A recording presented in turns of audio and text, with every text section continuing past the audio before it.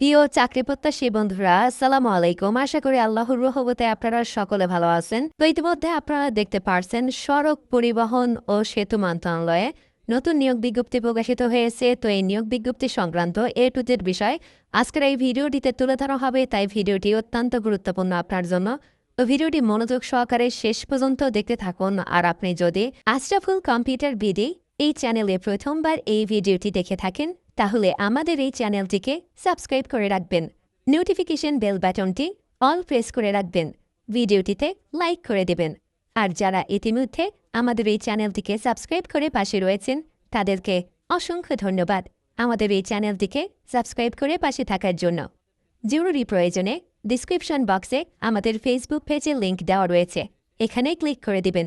সাথে সাথে আপনাকে আমাদের ফেসবুক পেজে নিয়ে আসবে। তো আমাদের ফেসবুক পেজ এবং ইউটিউব চ্যানেলে যে সকল আপডেটগুলো জানতে পারবেন, সরকারি, বেসরকারি, এনজিও, ডিফেন্স, শিক্ষক নিয়োগ, sales marketing, railway job, NGO job, other সকলে ভালো সকল ধরনের নিয়োগ বিজ্ঞপ্তির আপডেট জানতে পারবেন।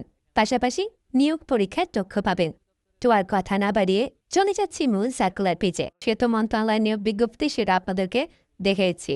দেখতে পাচ্ছেন এখানে সড়ক পরিবহন ও সেতু মন্ত্রণালয়। দেখতে পাচ্ছেন এখানে যে ঢাকা পরিবহন সমন্বয় কর্তৃপক্ষ ডিটিসি এর ও সড়ক পরিবহন ও মহাসড়ক বিভাগের আওতায় একটি সংবিধিবদ্ধ প্রতিষ্ঠান ডিটিসি এর রাজস্ব খাতে অস্থায়ীভাবে সৃজনকৃত নিম্নলিখিত পদসমূহ সরাসরি নিয়োগের মাধ্যমে পূরণের লক্ষ্যে পদের পাশে বর্ণিত যোগ্যতা সম্পন্ন বাংলাদেশি স্থায়ী নাগরিকদের নিকট থেকে অনলাইন দরখাস্তের আহ্বান করা যাচ্ছে। অর্থাৎ আপনি যদি বাংলাদেশি নাগরিক হয়ে থাকেন তাহলে এটাতে আবেদন করতে পারবেন। পদের নাম, গ্রেড, বেতনের স্কেল, পদের সংখ্যা, শিক্ষাগত যোগ্যতা ও অভিজ্ঞতা। ব্যক্তিগত সহকারী 13তম গ্রেড, বেতনের স্কেল 11,000 টাকা থেকে 26,590 টাকা। পদের সংখ্যা 4টি। কোন স্বীকৃত বিশ্ববিদ্যালয়তে স্নাতক ডিগ্রি সহ কম্পিউটার ব্যবহার সংক্রান্ত word processing, data entry, typing ইত্যাদি সর্বনিম্ন গতি নিম্নরূপ: বাংলায় প্রতি মিনিটে 25 শব্দ, ইংরেজিতে প্রতি মিনিটে 30 শব্দ। কম্পিউটার অপারেটর 14তম গ্রেড, 10,200 টাকা থেকে 24,680 টাকা। পদের সংখ্যা 7টি। কোন স্বীকৃত বিশ্ববিদ্যালয়তে বিজ্ঞান বিভাগে স্নাতক সমান ডিগ্রি। কম্পিউটার মুদ্রা অক্ষরকে প্রতি মিনিটে বাংলায় 25 এবং ইংরেজিতে 30 শব্দের করে থাকতে হবে। সংশ্লিষ্ট বিষয়ে স্ট্যান্ডার্ড অ্যাবিলিটি টেস্ট উত্তীর্ণ হতে হবে। তারও দেখতে পাচ্ছেন স্টোর কিপার, গ্রেড হচ্ছে 15, বেতন স্কেল 9,700 টাকা থেকে 23,490 টাকা। পদের সংখ্যা 1টি। কোন স্বীকৃত বিশ্ববিদ্যালয়তে স্নাতক ডিগ্রি, সংশ্লিষ্ট কাজের ন্যূনতম 3 বছরের অভিজ্ঞতা। তারপরে দেখতে পাচ্ছেন অ্যাকাউন্টস ক্লার্ক, 16তম গ্রেড, 9,300 টাকা থেকে 22,490 টাকা। পদের সংখ্যা 1টি।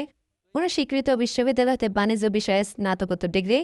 তারপরে দেখতে পাচ্ছেন সহকারী স্টোর কিপার, 16তম গ্রেড, 9,300 টাকা থেকে 22,490 টাকা। পদের সংখ্যা 1টি। কোন স্বীকৃত বোর্ড হইতে উচ্চ মাধ্যমিক সার্টিফিকেট, স্কুল সার্টিফিকেট বা সমান পরীক্ষা উত্তীর্ণ। কম্পিউটার ব্যবহার সংখ্যা 2, word processing, data entry, typing সর্বনিম্ন গতি প্রতি মিনিটে বাংলায় 20 শব্দের গতি, ইংরেজিতে 20 শব্দের গতি। অফিস সহকারী কাম কম্পিউটার মুদ্রা অক্ষরিক, 16তম গ্রেড, 9,300 টাকা থেকে 22,490 টাকা। পদের সংখ্যা 4টি। কোন স্বীকৃত বোর্ড হতে উচ্চ মাধ্যমিক সার্টিফিকেট সমান পরীক্ষা উত্তীর্ণ। কম্পিউটার ব্যবহার সংক্রান্ত word processing, data entry, typing ইত্যাদি সর্বনিম্ন গতি থাকতে হবে। প্রতি মিনিটে 20 শব্দ, ইংরেজিতে 20 শব্দ করে থাকতে হবে। সার্ভার, পদের সংখ্যা 9,300 টাকা থেকে 22,490 টাকা। বেতনের পদের সংখ্যা 1টি। কোন স্বীকৃত ইনস্টিটিউট হইতে ডিপ্লোমা ইন সার্ভার সার্টিফিকেট এবং জিআইএস বিষয়ে প্রশিক্ষণপ্রাপ্ত। ডাটা এন্ট্রি অপারেটর, 16তম গ্রেড, 9,300 টাকা থেকে 22,490 টাকা। পদের সংখ্যা 1টি। কোন স্বীকৃত বোর্ড হইতে উচ্চ মাধ্যমিক সার্টিফিকেট, স্কুল সার্টিফিকেট বা সমান পরীক্ষা উত্তীর্ণ। কম্পিউটার মুদ্রা অক্ষরকে প্রতি মিনিটে বাংলায় 20, ইংরেজিতে 20 শব্দের করে থাকতে হবে। সংশ্লিষ্ট বিষয়ে স্ট্যান্ডার্ড অ্যাবিলিটি টেস্টেড উডস জন্য। আরও দেখতে পাচ্ছেন ড্রাফটসম্যান, অটো ক্যাড অপারেটর, এটা 17তম গ্রেডে, 9,000 টাকা থেকে 21,800 টাকা। পদের সংখ্যা 3টি। কোনো স্বীকৃত বোর্ড হতে উচ্চ মাধ্যমিক সার্টিফিকেট বা সমান পরীক্ষা উত্তীর্ণ বা কোনো স্বীকৃত প্রতিষ্ঠান থেকে 18 মাসের ড্রাফটসম্যানশিপের কোর্স উত্তীর্ণ, অটোক্যাড প্রশিক্ষণপ্রাপ্ত। আবেদন ফর্ম পূরণ ও পরীক্ষার অংশগ্রহণের ক্ষেত্রে নিম্ন শর্তাবলী অবশ্যই অনুসরণ করতে হবে। 1 এপ্রিল 2026 খ্রিস্টাব্দ তারিখে বয়সীমা 18 থেকে 32 বছরের মধ্যে হতে হবে। বয়স প্রমাণের ক্ষেত্রে অ্যাফিডেভিট গ্রহণযোগ্য নয়। সরকারি, আধা সরকারি, স্বশাসিত প্রতিষ্ঠানে চাকরিরত প্রার্থীদেরকে যথাযথ কর্তৃপক্ষের মাধ্যমে আবেদন করতে হবে। অন্যদের ক্ষেত্রে শর্ত প্রযোজনে আর মৌখিক পরীক্ষার সময় অবশ্যই অনাবর্তী সার্বত্র মূল কপি জমা দিতে হবে।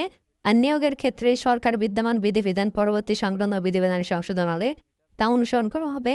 মৌখিক পরীক্ষার সময় অবনিম্ন বর্ণিত কাগজপত্র আর কি এক সেট সত্যায়িত কপি, ফটোকপি দাখিল করতে হবে।